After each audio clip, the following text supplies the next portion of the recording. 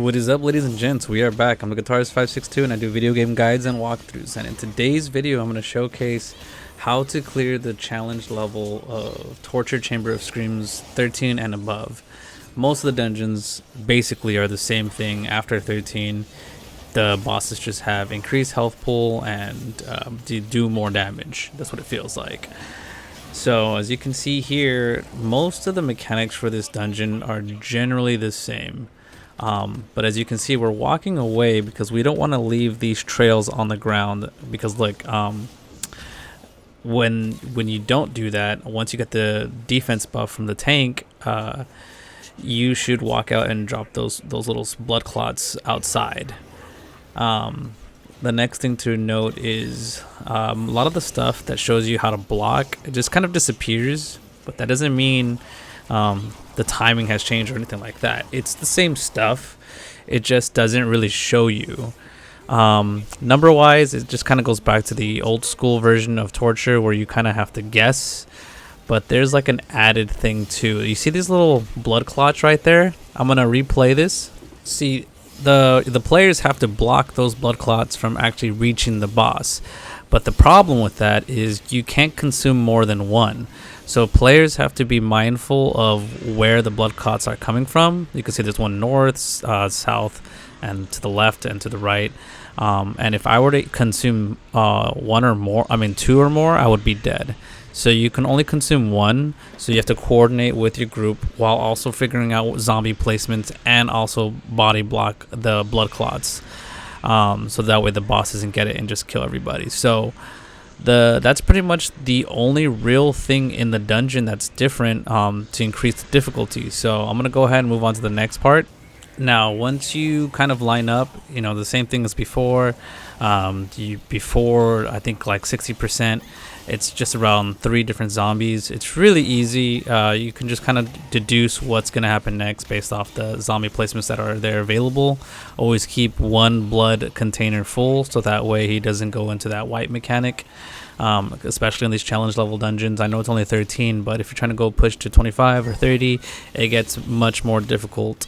But yeah, once that's all done, you just repeat the same thing as before and nothing's really changed. I'm gonna let the video play because it's just gonna be a full breakdown of just the entire dungeon.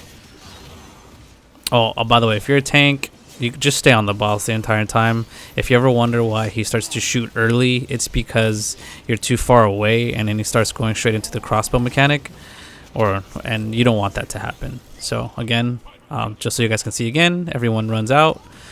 They want to place the blood splatters outside.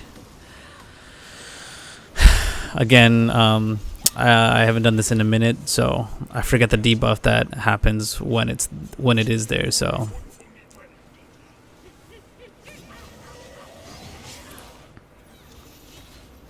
always get behind the tank if you guys can. Place a heal on the tank so that way he gets targeted for this spot right here. Otherwise, other players, like you see the guy on the top left, you can see his health deteriorating because he's in the wrong spot. Okay, so let's see if I get a zombie here. I do, so I'm gonna go ahead. I block mine. Actually, I missed it. I don't know if you saw that. I actually missed mine. Now I'm number 2, so I have to go to number 2. And you have to line up. It doesn't matter where the pins are. You want to make sure you are where the other player is. As you can see, he's right there. If I don't actually line up perfectly, then it's going to be a wipe for them, because without a tank, they can't get to the next spot. And sure enough, we go to the next spot. Everyone remembered. Everyone got all 5 placements.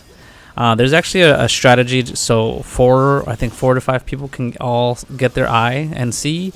I can show it to you guys later, but that takes a lot of editing, so it'll have to be for another short video or something. It'll be like a YouTube short.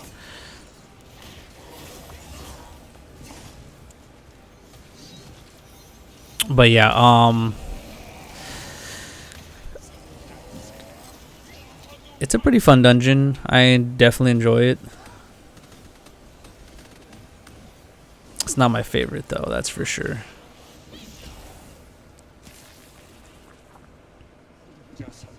This is the end, boys.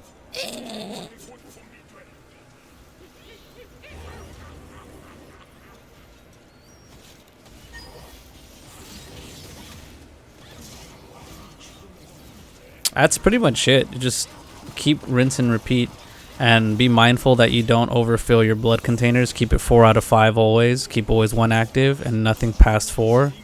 5 equals wipe. If you drink all of them, it equals wipe. Here you go. I'm gonna go ahead and I think I try to no, I don't even bother trying to consume one of the orbs, but do that if you can. And sure enough, there you go. See, as you can see, I didn't even bother doing 1 through 13. I just went straight into 13. So you don't need to unlock them if you don't want to. You could just find someone that has the gate already open.